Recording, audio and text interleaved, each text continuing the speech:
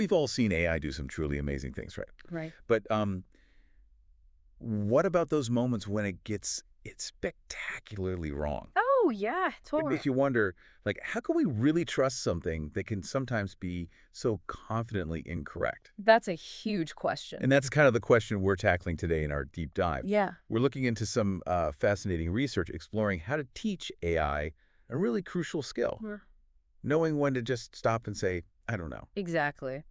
The material we've got today is a study focused on precisely this challenge, equipping AI with the ability to recognize its own limitations. Right. Think of it as like building in a kind of internal check, a moment where the AI can hit pause when it encounters situations its training just hasn't prepared it for. Yeah, because as this study really highlights, AI is basically a product of the data it learns from. Hmm. But the real world, it's just a constant stream of new and unexpected information, always changing. Always throwing curveballs. So the core of what we're exploring is how we get AI to identify when its knowledge base is, well, insufficient.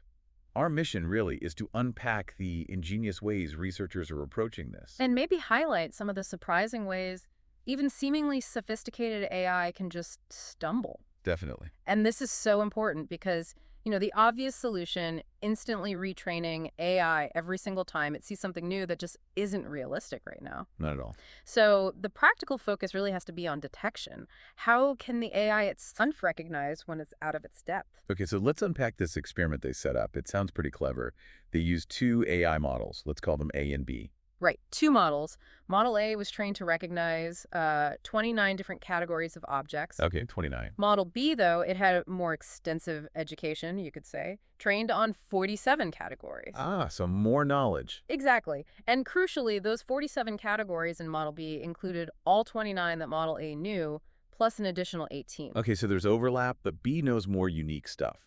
Precisely. And what's fascinating here is that this setup allowed the researchers to create these specific scenarios. They could test the AI's responses to things it knew well, things it had maybe partial exposure to, and things it had, well, never encountered before at all. That creation of deliberate knowledge boundaries, that's smart. Yeah, it let them really probe the edges of what the AI had learned and, critically, where its understanding just stopped. Which brings us right to that first key test case they ran, the totally new scenario. So this involved showing the AI things from those 18 categories that only Model B had been trained on, stuff A had never seen. Yep. Unknowns for Model A. So what happened? What did they see? Well, when faced with these completely novel objects things, Model A had zero training on a researcher's noticed, basically two main reactions. Okay. Either the AI would give a whole series of inconsistent answers, almost like it was just randomly guessing between different wrong labels. Flailing around a bit. Kind of. Or it would actually make a prediction, but with a very low confidence score, usually below that 90% threshold they were using as a sort of benchmark. Right, the 90% mark. And they had a great example, didn't they? With a banana. Ah, yes, the banana example. It's perfect. So Model A, having never been trained on bananas, Nope, no bananas in its 29 categories. it looked at one and confidently labeled it a lemon. A lemon, seriously. Yep. But, and this is the key part, it did so with low confidence. And it even flagged it as undefined. Okay, so wrong answer, but it kind of knew it was guessing. Exactly. Now, compare that to Model B. Model B had been trained on bananas. It knew its fruit. It correctly identified it. Banana, 100% confidence, boom. Wow. That really shines a light on how that lack of training leads to the uncertainty, the random guesses. Precisely. The big takeaway here is that inconsistency in the AI's predictions and those low confidence scores, they can act as really useful signals, red flags basically, indicating that the AI is operating outside its learned knowledge. It's the AI's way of saying, not quite sure about this one. Makes sense. So they pushed it even further then with what they called the never seen this before scenario. Right. Going beyond just new to Model A. In this case, they showed the AI objects that neither Model A nor Model B had been trained on. So completely unknown territory for both. And in these situations, obviously, any attempt by the AI to actually identify the object is just inherently going to be wrong. Right. It has no basis for a correct answer. So the ideal outcome here is really for the AI to recognize that it's facing something completely outside its frame of reference. To realize, I got nothing. Pretty much, I have no information about this. It should ideally just pause and not even try to make a guess. Yeah, the last thing you want is the AI just confidently making stuff up about things it doesn't know. Absolutely.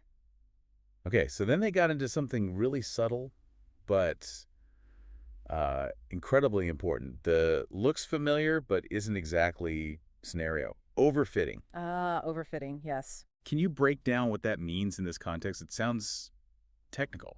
It can be, but the concept is pretty straightforward. Think of it like this. Imagine an AI is only ever shown pictures of perfect yellow bananas with the peel still on during its training. Okay, like stock photo bananas. Exactly. Because of that, it might really struggle to identify a banana that's, say, peeled or sliced up, or maybe even still a bit green. Because it doesn't look exactly like the training pictures. Precisely. It's become overly attuned, too focused on those very specific details it saw in its training data. So even though it's still a banana, the slightly different presentation can totally throw it off. It's like it memorized the answers instead of learning the concept. That's a great analogy. Like studying for a test by only memorizing the answers to the practice questions without understanding the underlying principles, you might ace that specific test. But fail when the questions are slightly different. Exactly. Okay, that makes perfect sense. And they saw this happen in their example with Model B, right? Even though B knew bananas. Right, bananas were in its 47 categories, but when they showed it, a peeled and sliced one, chaos. What happened? It gave a whole range of incorrect labels, sometimes banana, but also things like cheese, even lemon again. Cheese. Well, maybe not consistently cheese, but the point is, it was guessing, and crucially, its confidence was low. It often just labeled it as unknown. So it's like it's desperately trying to match this slightly weird image to its internal banana concept, Yeah. but it's not quite fitting. Yeah, it's struggling. It reminds me of, when you see a friend who's drastically changed their hairstyle, and for a second, you almost don't recognize them. Totally. It's them, but different. It's that kind of effect. And this is actually where the idea of using multiple AI models comes in as a potential safeguard. Okay. Strength in numbers. Sort of. Right. In this study, they actually used 9 different AI models running in parallel. 9. And the idea is, if these 9 models disagree significantly on what something is, or if their individual confidence scores are generally low, even for something that seems like it should be in a known category. Like the sliced banana. Exactly. That disagreement or low confidence can be an indication that the AI is overfitting, that it's encountering one of these subtly different variations it wasn't really trained for. So the strategy they tested was basically don't trust a prediction unless all 9 models agree. And their average confidence score is really high. Yeah. Like above that 90% mark again. That was the rule they imposed. The logic being, if a prediction doesn't meet that high bar of consensus and certainty, Yeah. it's probably either something completely unknown or it's one of these tricky variations that the AI hasn't learned to generalize to properly. And did filtering those out help? It did. The study found that filtering out these uncertain low agreement cases did lead to an improvement in the overall accuracy of the remaining predictions. Okay, so that sounds like a decent safety net. Relying on the group consensus. It's a logical approach, definitely, relying on that collective agreement and a strong conviction. However, and this is important, There's always a however. as the study also points out, this safety net isn't entirely foolproof. There's an error scenario they looked at that's quite revealing. Okay, so even with 9 models agreeing in high confidence, mistakes can still get through. They absolutely can. Tell us about that banana-lemon mix-up again, but in this context. Right, so this example really highlights the limits of just relying on confidence scores.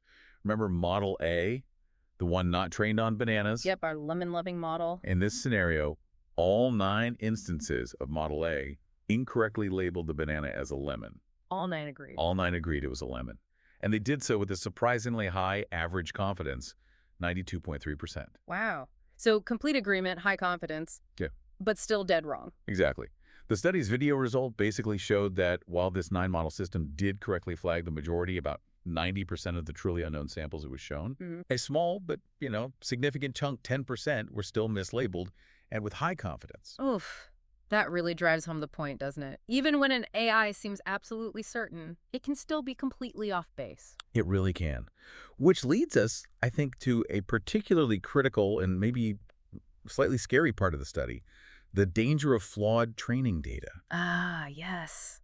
This is where things can go seriously wrong.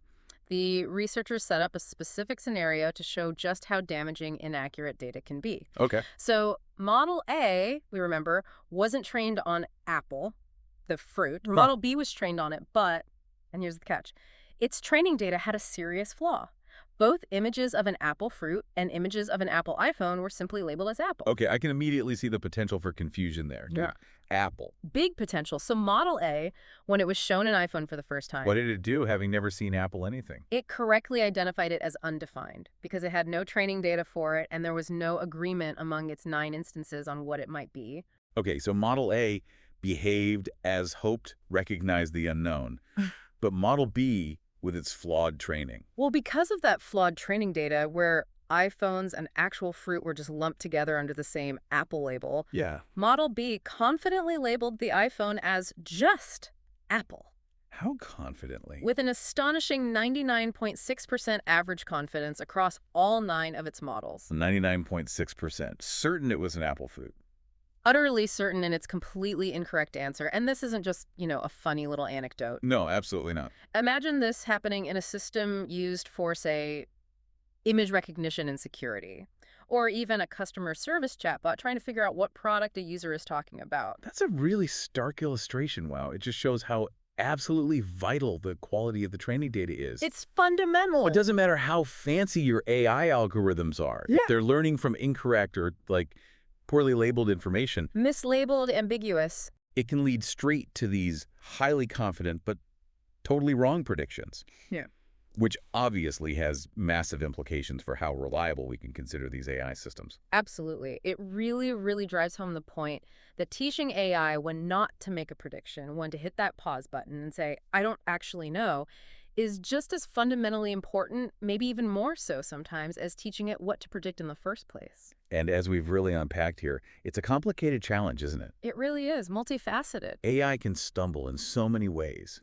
When it sees genuinely new information, when it gets tricked by variations of things it thinks it recognizes, like the sliced banana. Yeah, overfitting problem, yeah. And it may be most worryingly when it's just fundamentally misled by bad information in its training data from the get-go. Exactly. This deep dive into the study, I think, really underscores that while AI offers just incredible potential, It does. researchers are actively grappling with these really core issues of reliability and trustworthiness. It's all about ensuring that AI understands the boundaries of its own knowledge. So it doesn't just confidently generate errors, or worse, propagate misinformation. Precisely. So for you, our listener, who may be tuned in wanting to get a clearer picture of this without feeling totally overwhelmed, Yeah. this research really shows that there's a huge amount of thought and innovation going into making AI more aware of its own limits. It's not just about making AI smarter in a raw sense. No, it's also about making it more appropriately cautious. Self-aware, maybe. Cautious is a good word. Engineering those internal mechanisms that allow AI to recognize uncertainty, and crucially, to just refrain from making these definitive pronouncements when it's actually on pretty shaky ground. Right. This whole conversation makes me think, though, considering all these limitations we've talked about, the struggle with genuinely new data, the pitfalls of overfitting, and the, frankly, scary dangers of flawed training. Where do you think the most significant risks of relying on AI currently lie? That's a big question to ponder. It is. And maybe what kinds of pause button mechanisms or safeguards would give you the greatest confidence in the AI systems you interact with every day? Maybe reflect on some of your own experiences with AI. Where have you seen it go wrong? Where do you see the biggest need for, well, better safeguards? Definitely something to mull over.